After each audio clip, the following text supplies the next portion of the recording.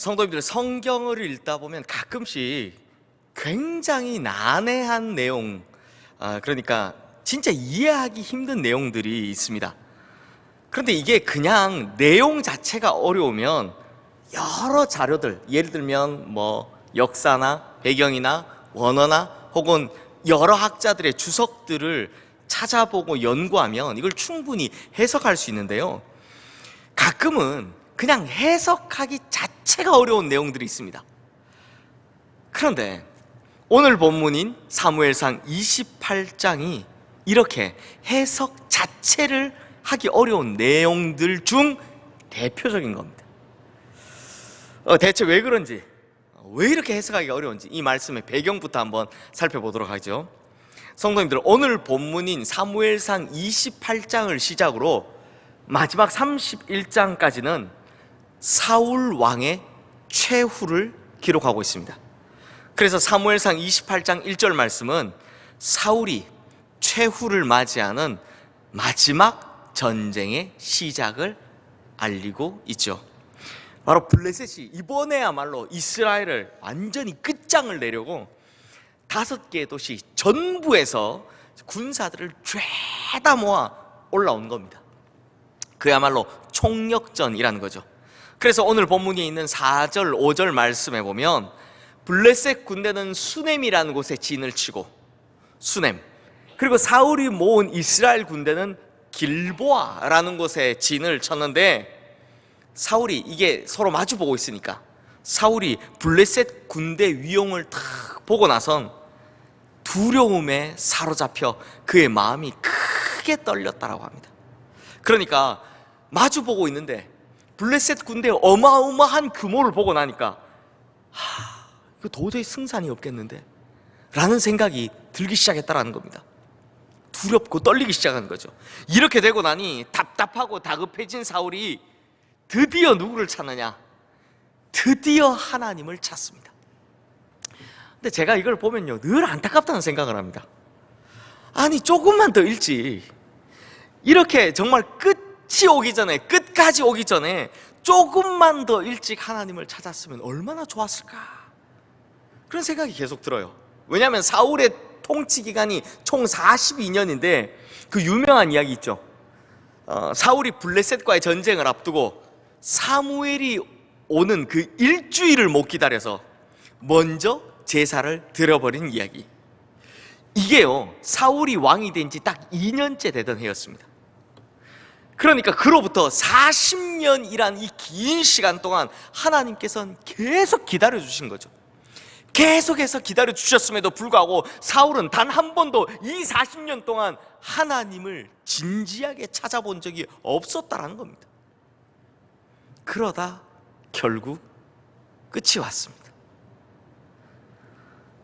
이제서야 하나님을 찾는데 뭐 하나님께서는 이미 얼굴을 돌려버리신 거죠. 그러다 보니 사울이 아무리 하나님께 물어봐도 하나님께서는 꿈으로도 우림으로도 그리고 선지자로도 그에게 대답하지 아니하셨다라고 합니다. 그런데 성도님들, 이게 참 아이러니합니다. 이게 왜 아이러니하냐 그러면 이 부분을 히브리어 원어로 보면 이걸요 좀 체감하기 좋게 하기 위해서 제가 영어식으로 한번 표현을 해보겠습니다. 이렇게 됩니다. 사울, 사울드, 야훼. 발음이 좀 특이하죠. 사울, 사울드, 야훼. 야훼는 당연히 여호와 하나님이시니까 그 빼고 나면 사울이라는 발음이 2번 나옵니다. 주어와 동사에 2번 딱 나옵니다. 사울, 사울드. 이게 무슨 말이냐? 사울이란 이름이요, 사울 이 단어 자체가 히브리어 샤알이라는 단어를 어군으로 둔 이름입니다. 그러면 이 샤알의 뜻이 뭐냐? 바로 묻다, 물어보다 라는 뜻입니다. 그러니까 사울이 지금까지 사울을 하지 않았는데, 이름만 사울이었고 진짜 사울을 하지 않았는데 이제서야 사울을 한다라는 거죠. 이름대로 하더라라는 겁니다. 그런데 이렇게 사울이 드디어 사울을 하는데, 즉 사울이 드디어 하나님께 물어봤는데 정작 하나님께서는 대답하지 않으시니 이게 진짜 아이러니하다라는 거죠. 그러니 사울의 입장에서는 지금 얼마나 답답했겠습니까? 그런데 그때 물론 다급하고 답답한 사울이라는 거 이해가 되지만 이때 사울이 선택한 방법은 그야말로 최악의 방법이었습니다. 성도님들, 제가 어떤 의사 스님께서 쓰신 책을 본 적이 있는데요, 그분께서 그 책에 자기 경험담을 이렇게 말씀하셨더라고요. 의사가요, 어떤 환자에게 더 이상 가망이 없습니다 라고 죽음을 선고하고 나면 극소수의 분들은 그걸 아주 자연스러운 일로, 이 죽음을 굉장히 자연스러운 일로 받아들여서 대연하게 보내신다고 합니다. 그래서 여행을 가신다거나 아니면 인생 일기를 남기신다거나, 그것도 아니면 가족 사진 찍으시면서 그렇게 마지막을 잘 준비하신다고 해요. 하지만 대부분의 환자들은 어떻게 하느냐? 제일 먼저 뭐 하느냐? 다른 병원을 찾아간답니다. 다른데 실력 있는 의사가 있다라는 이야기를 들으면 무조건 거기를 간답니다. 근데 그럼에도 안 되면 어떻게 하느냐? 아무런 효용이 없는 민간요법을 찾아다닌다든지, 그것도 아니면 이상한 사이비 종교를 찾는다라고 합니다.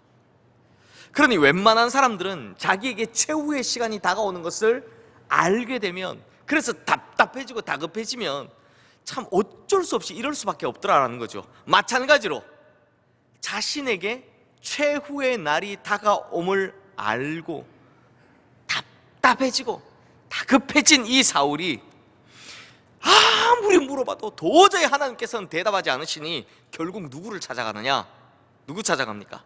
엔돌에 있는 신접한 여인을 찾아갑니다. 우리식 표현을 하면 무당 찾아간 겁니다. 무당 찾아간 겁니다. 그런데 이 엔돌이라 하면요, 이 엔돌이 어디냐? 지금 블레셋 군대가 진치고 있는 곳이 수넴이라고 그랬잖아요. 이 수넴 지역에 있는 곳입니다. 그러니까 무슨 말이냐? 블레셋 군대가 있는 그 뒤에 있는 곳이다라는 겁니다. 그러면 가야 됩니까? 가지 말아야 됩니까? 지금 자기가 이스라엘의 왕인데 가야 됩니까? 가지 말아야 됩니까? 당연히 가지 말아야죠. 누가 적진으로 들어갑니까? 그런데 이 무당 하나 만나려고요, 변장을 하고선 그 적진을 통과해서 가더라는 겁니다. 이게 제정신이면 이렇게 하겠습니까?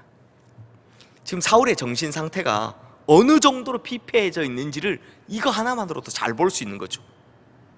자, 그런데 성도님들, 앞서 말씀드린 진짜 이해하기 어려운 내용, 난해한 것, 그건 바로 여기서부터입니다. 사울이 엔돌에 신접한 여인, 곧 죽은 사람을 불러낸다라는 무당을 찾아가서 뭘 요청을 하느냐? 이미 세상을 떠난 선지자 사무엘의 영을 불러줄 걸 요청합니다. 아니 사울은 그렇다 칩시다. 제정신도 아니고 지금 막 답답하고 다급해서 지금 제대로 판단 능력이 없으니까요. 사울은 그렇다 칩시다. 그런데 여기서 진짜 성경에 기록되지 않았으면 좋겠다 할 정도로 이해가 안 되는 사건이 벌어집니다. 오늘 보면 13절 14절 말씀인데 우리 함께 읽겠습니다. 왕이 그에게 이르되 두려워하지 말라. 내가 무엇을 보았느냐 하니 여인이 사울에게 이르되 내가 영이 땅에서 올라오는 것을 보았나이다 하는지라. 사울이 그에게 이르되 그의 모양이 어떠하냐 하니 그가 이르되 한 노인이 올라오는데 그가 겉옷을 입었나이다 하더라. 사울이 그가 사무엘인 줄 알고 그의 얼굴을 땅에 대고 절하니라. 성도님들, 솔직히 이 말씀 읽을 때 제 마음이 어떤가 하면요, 좀 솔직하게 말씀드리면요, 와 진짜 이건 기록하면 안 되지. 왜 이런 걸 기록해가지고 사람들을 헷갈리게 만드냐, 이런 생각이 듭니다. 왜냐하면 사실 그렇잖아요.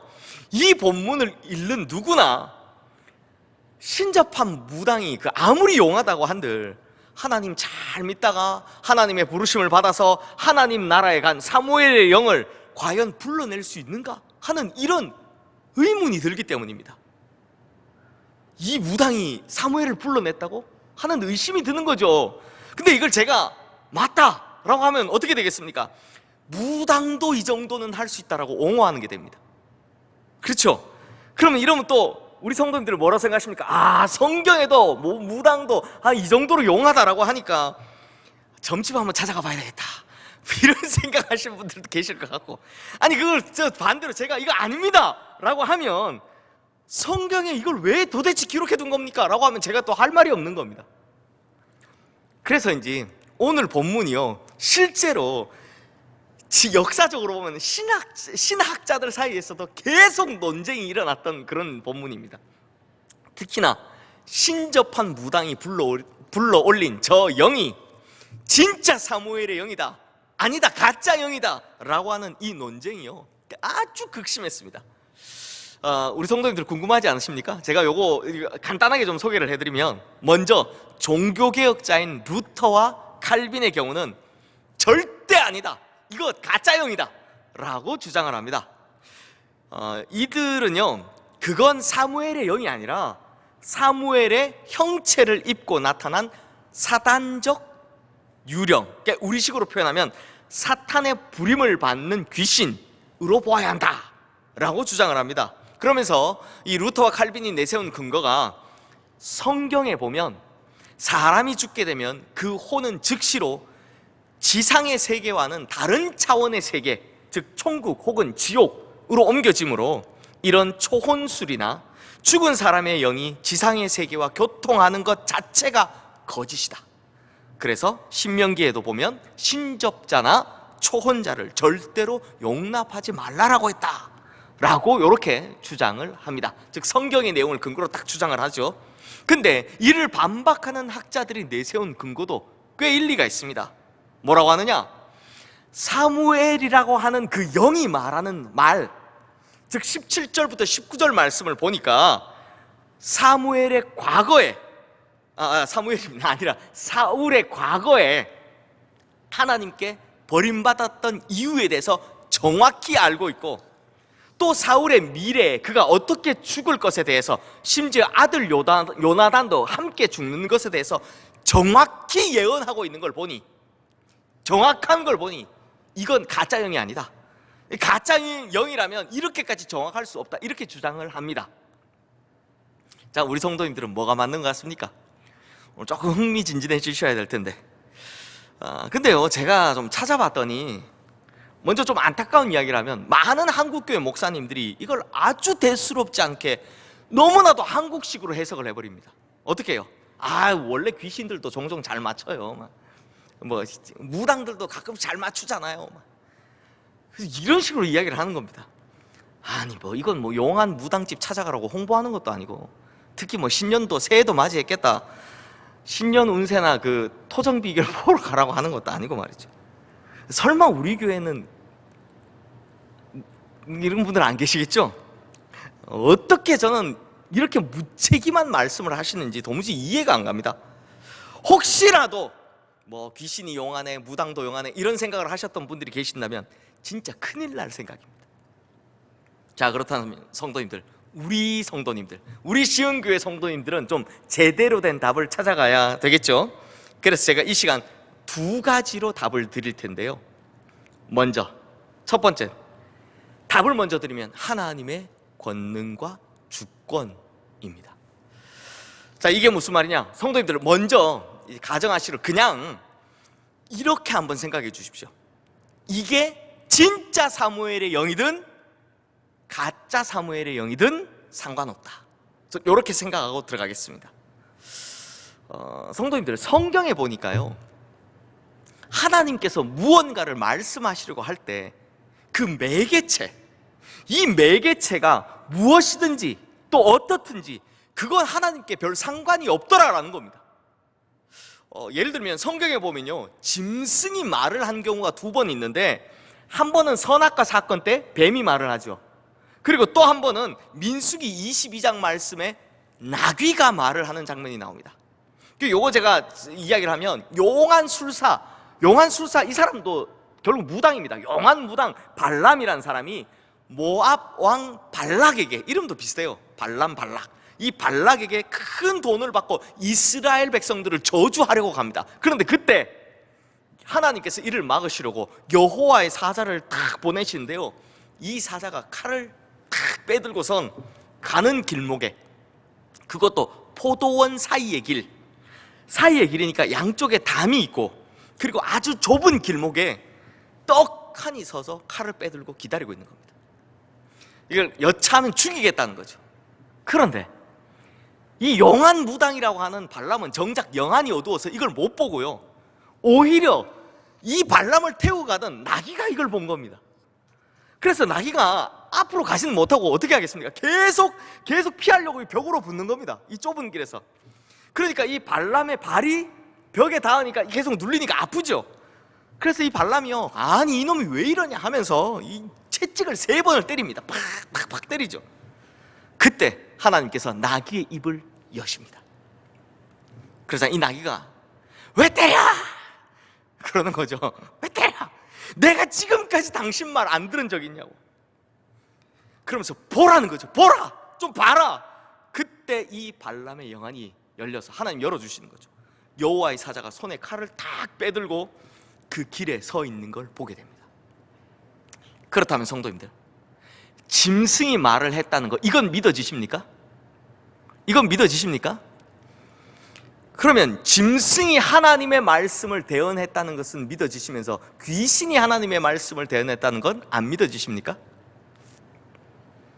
자, 그러면 이 발람의 사건 좀 더 들여다보겠습니다.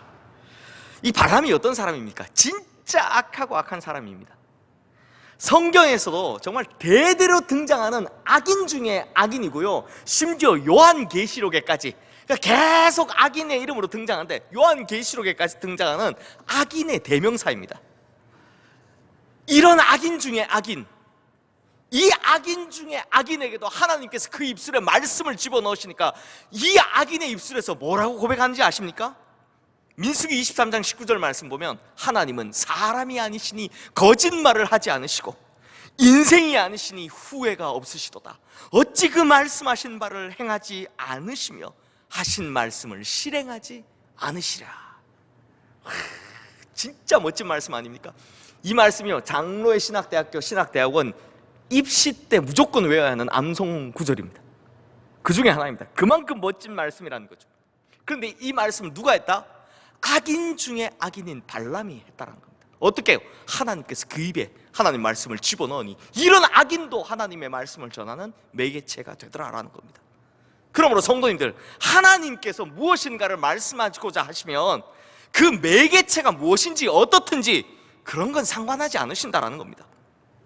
모든 것을 통해서도 다 가능하시다라는 겁니다. 왜냐? 이것이 바로 하나님의 권능이기 때문입니다. 이것이 세상 모든 만물의 주관자이신 하나님의 전능하심이다라는 겁니다. 모든 만물의 주인이시기 때문에 하나님은 어떤 거든 상관없다라는 겁니다. 그러면 성도입니다, 다시 한번 묻겠습니다. 진짜는 하나님이십니까? 아니면 매개체입니까? 다시 한번 질문할까요? 진짜는 하나님입니까? 아니면 용한 무당이나 잘 맞추는 귀신입니까? 당연히 하나님 아니십니까? 그런데도 하나님 말씀 들을 생각은 않고 무당이나 귀신의 잡소리 들으러 간다고 한다면, 이런데도 무당이 용해요, 가끔 잘 맞춰요, 이런 소리를 한다면 틀렸습니다. 진리는 오직 하나님 한 분이시며 말씀하신 대로 이루시는 분도 오직 하나님 한 분이신 겁니다. 왜냐하면 오직 하나님만이 모든 만물과 온 세상과 모든 역사의 유일한 주관자이시기 때문입니다. 이게 믿어지십니까? 자, 그렇다면 성도님들, 첫 번째 대답이 매개체가 중요한 것이 아니라 하나님이 중요하다라고 했다면, 이번에는 두 번째, 이게 우리가 진짜 궁금한 거죠. 도대체 오늘 본문에 나오는 이 매개체의 정체가 뭐냐? 진짜 사무엘의 영이냐 아니면 가짜 영이냐? 이게 궁금하잖아요. 이걸 한번 살펴보도록 하겠습니다. 사실 저도 이게 더 궁금했습니다. 그런데 성도님들, 의외로 답이 쉽습니다. 왜냐하면 오늘 본문에 이미 나와 있더라고요. 자, 성도님들, 이 시간 오늘 본문 13절 말씀 우리 함께 읽겠습니다. 왕이 그에게 이르되 두려워하지 말라, 내가 무엇을 보았느냐 하니 여인이 사울에게 이르되 내가 영이 땅에서 올라오는 것을 보았나이다 하는지라. 이 신접한 여인이 말하기를 자신이 불러냈다는 사무엘의 영이 대체 어디에서 나왔다고 합니까? 내가 영이 땅에서 올라오는 것을 보았나이다. 즉 자신이 불러낸 영이 땅에서 올라왔다라고 분명히 이야기를 한 거죠. 그럼 답 나왔습니다. 이걸 보면 이 신접한 여인이 사실 거짓말을 하고 있다든지, 왜냐하면 자기만 볼 수 있으니까 거짓말을 하는 건지, 혹은 실제로 그녀가 무엇을 불러냈다 하더라도 그것이 사무엘의 영이 아니라 거짓 영이라는 걸 금방 알 수 있습니다. 왜냐고요? 전도서 3장 21절 말씀에 보면 이런 말씀이 있습니다. 인생들의 혼은 어디로 간다고요? 위로 올라가고, 짐승의 혼은 어디로 간다고요? 아래, 곧 땅으로 내려가는 줄을 누가 알랴. 근데 이걸 비유법이라고도 해석할 수도 있습니다. 그렇습니다. 그렇지만 성도님들, 하나님을 경외하는 사람의 영이 땅 아래가 아닌 위로, 즉 하나님 계신 하늘로 올라간다는 걸 성경은 곳곳에서 이미 증언하고 있습니다. 제가 그 증거로 보여주는 거 몇 개 더 설명을 해볼게요. 먼저 육체 죽음을 맛보지 않고 하늘로 올라간 사람이 성경에 2명 나옵니다. 누가 나옵니까? 에녹과 엘리야. 에녹과 엘리야 땅으로 갔습니까? 위로 갔습니까? 모두 다 위로, 하늘로 들림을 받았습니다. 마찬가지로 예수님께서도 친히 이렇게 말씀을 하셨죠. 요한복음 6장 38절 말씀 보면, 내가 하늘에서 내려온 것은 내 뜻을 행하려 함이 아니요 나를 보내신 이의 뜻을 행하려 함이라. 또 요한복음 6장 51절 말씀에 보면, 나는 하늘에서 내려온 살아있는 떡이니 사람이 이 떡을 먹으면 영생하리라 라고 말씀하십니다. 즉 2000년 전 우리를 구원하시기 위해서 이 땅에 오신 예수님 역시 어디서 오셨다? 하늘에서 내려오신 하나님의 아들이시다라는 겁니다.